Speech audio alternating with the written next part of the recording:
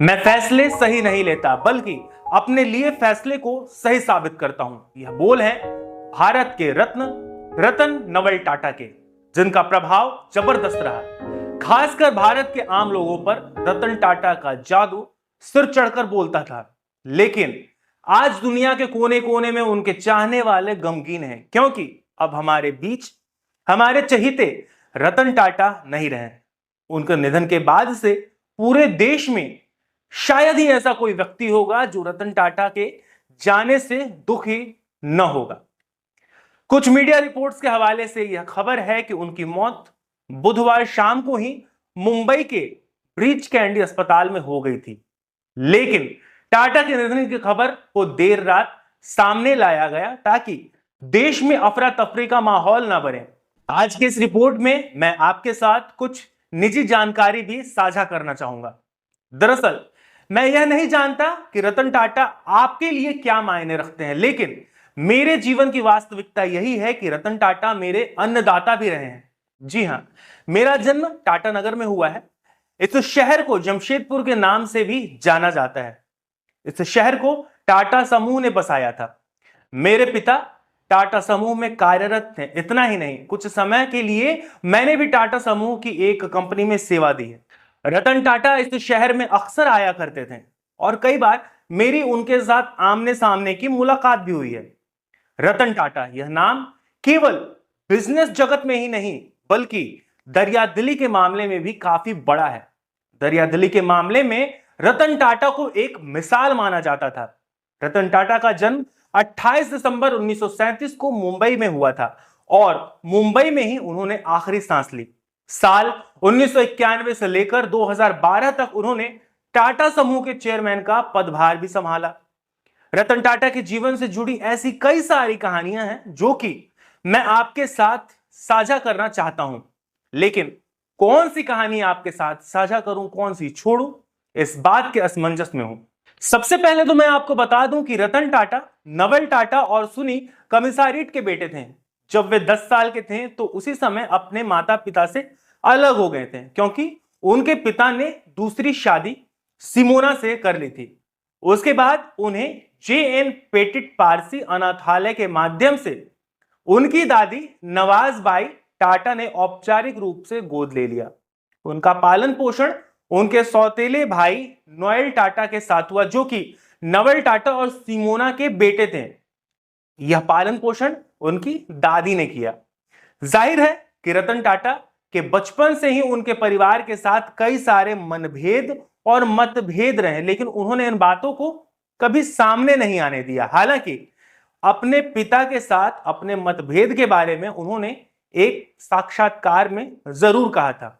उन्होंने कहा था कि मैं वायलिन सीखना चाहता था, लेकिन मेरे पिता पियानो सिखाना चाहते थे। मैं पढ़ाई के लिए अमेरिका की कॉलेज में जाना चाहता था, जबकि मेरे पिता चाहते थे कि मैं लंदन जाऊं, और दोनों ही मामलों में ऐसा ही हुआ। मैं आर्किटेक्ट बनना चाहता था और वो कहते थे कि इंजीनियर बनूं, लेकिन इस बार मैंने अपने मन का किया और फिर आर्किटेक्ट की पढ़ाई की। उसके बाद पिता नाराज हो गए। फिर रतन टाटा लॉस एंजलिस में नौकरी करने चले गए, जहां उन्होंने 2 साल तक काम किया। अब टाटा साहब के जीवन के कुछ और किस्सों के बारे में जान लेते हैं। सबसे पहली कहानी नैनो कार के वजूद में आने की है। अगर हम ऐसा कहें कि रतन टाटा दूरदर्शी थे तो इसमें आपको कोई हैरानी नहीं होगी, ना ही आपको कोई संदेह होगा। ऐसे में आप यह भी जान लीजिए कि रतन टाटा जितने दूरदर्शी थे उतने ही संवेदनशील भी थे। दरअसल रतन टाटा अक्सर अपनी लग्जरी कार से सड़कों पर चलते थे, तो वे कार के अंदर की दुनिया में कम और बाहर की दुनिया में ज्यादा रहते थे। वो लोगों को देखते थे और उनके जीवन से प्रेरणा लेते थे। एक समय की बात है जब उन्होंने सड़क पर देखा कि एक परिवार बारिश के मौसम में एक स्कूटर पर सवार होकर कहीं जा रहा था, लेकिन तेज बारिश थी और स्कूटर पर पति पत्नी और उनके बीच एक बच्चा भी सवार था। उन्हें देख रतन टाटा के मन में ख्याल आया कि किस तरह से एक गरीब परिवार स्कूटर पर चलता है और इस तरह से उनकी हालत किसी सैंडविच से कम नहीं होती है। और तब उन्होंने सोचा कि क्यों ना एक ऐसी कार बनाएं जो कि हर गरीब परिवार खरीद सके और कम से कम वह अपने आप को बारिश और धूल से तो बचा सके। टाटा ने अपने इस सपने को धरा पर उतारा। कार का नाम पड़ा नैनो, जिसे लखटकिया कार के नाम से भी जाना गया। टाटा साहब खुद तो जीवन भर सादगी में रहे, लेकिन उन्होंने टाटा समूह के कारोबार को चमका कर रख दिया। अब अगर कारोबार की बात करें तो रतन टाटा के नेतृत्व में टाटा समूह ने दुनिया भर में काफी तेजी से अपने पैर पसारे। यही कारण रहा कि आज टाटा समूह आपके रसोई से लेकर आसमान तक उड़ान भर रहा है। आपको बता दें कि पिछले दिनों ही टाटा समूह ने पूर्व में भारत सरकार द्वारा अधिग्रहित एयरलाइंस कंपनी एयर इंडिया को भी एक नीलामी के माध्यम से वापस हासिल कर लिया। इसके अलावा भी रतन टाटा ने कई सारी बड़ी उपलब्धियां हासिल की। साल 2000 में टाटा टी ने 450 मिलियन अमेरिकी डॉलर में ब्रिटेन की जानी मानी चाय कंपनी टेटली को अपने टाटा समूह में शामिल किया। यह इतिहास में भारतीय कंपनी के द्वारा किया गया सबसे बड़ा अधिग्रहण था। साल 2007 में टाटा स्टील ने 602 बिलियन पाउंड के निवेश से यूरोप की दूसरी सबसे बड़ी स्टील निर्माता कंपनी कोरस स्टील को खरीद लिया और इसी तरह कोरस स्टील भी टाटा परिवार का हिस्सा बनी। अगर स्टील उद्योग की बात करें तो यह अब तक का सबसे बड़ा सौदा था। इसके बाद साल 2008 में रतन टाटा के नेतृत्व में टाटा मोटर्स ने एक और बड़ा कारनामा कर दिखाया। इस साल टाटा मोटर्स ने ब्रिटिश कार कंपनी जगुआर और लैंड रोवर का अधिग्रहण किया। अब एक किस्सा आपको और सुनाते हैं, जिसके बाद आप रतन टाटा के दरियादिली के एक बार और कायल हो जाएंगे। रतन टाटा ने कुछ सालों पहले किसी माध्यम से जाना कि एक युवक है जो कि सड़कों पर दुर्घटनाग्रस्त जानवरों की मदद करता है, इलाज करता है, साथ ही उनके साथ दुर्घटना न हो इसके लिए भी इंतजाम करता है। इस युवक का नाम था शांतनु नायडू। शांतनु ने एक रेडियम बेल्ट की खोज की, जिसे उन्होंने सड़क पर घूम रहे आवारा कुत्तों के गले में पहनाना शुरू किया, ताकि देर रात अगर ये कुत्ते सड़क को पार करें तो वाहन चालकों को दिख सके और इन मासूम जानवरों की जान बच सके। रतन टाटा ने जब नायडू के बारे में पढ़ा तब वे इससे इतना ज्यादा प्रभावित हुए कि उन्होंने अपने पर्सनल सेक्रेटरी का जॉब शांतनु को ऑफर कर दिया। आगे चलकर शांतनु नायडू रतन टाटा के सबसे करीबी और सबसे युवा दोस्त साबित हुए। करीब 4 साल तक रतन टाटा और नायडू का साथ रहा। इसके बाद रतन टाटा इस दुनिया को छोड़कर चले गए। अब बात करते हैं रतन टाटा के जीवन में आई मोहब्बत की, जिसके बारे में हमें यकीन है कि बहुत कम ही लोग जानते होंगे। रतन टाटा आजीवन कुंवारे रहे, लेकिन ऐसा नहीं था कि यह फैसला उन्होंने बहुत पहले ही ले लिया था, बल्कि उनकी भी एक रोमांटिक लाइफ रही है। एक फेसबुक पेज से बातचीत के दौरान रतन टाटा ने बताया था कि उनके जीवन में 2 लड़कियां आईं और तीसरी को उन्होंने कभी आने ही नहीं दिया। रतन टाटा ने इस इंटरव्यू में अपनी प्रेम कहानी को बड़े ही मजेदार अंदाज में बयां किया था। टाटा ने कहा था कि उन दिनों मौसम काफी अच्छा था, मेरे पास एक गाड़ी थी और मुझे अपनी नौकरी से भी बहुत प्यार था। जब उन्हें पहला प्यार हुआ तब वो लॉस एंजलिस में थे।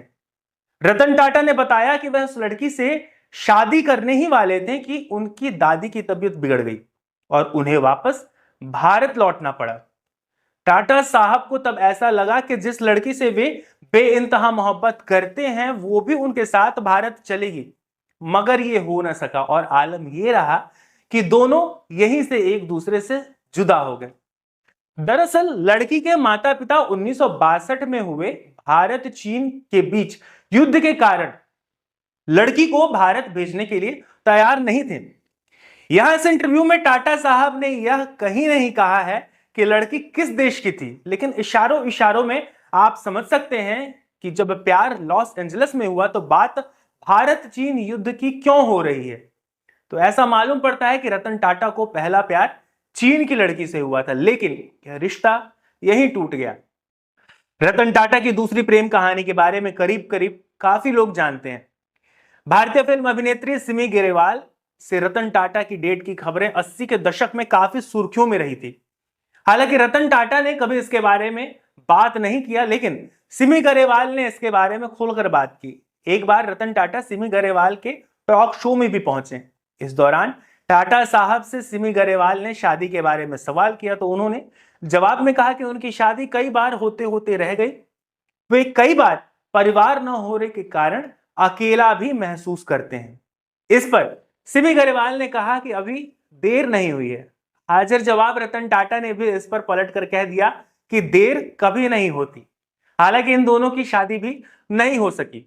वजह तो टाटा साहब ही जानते होंगे।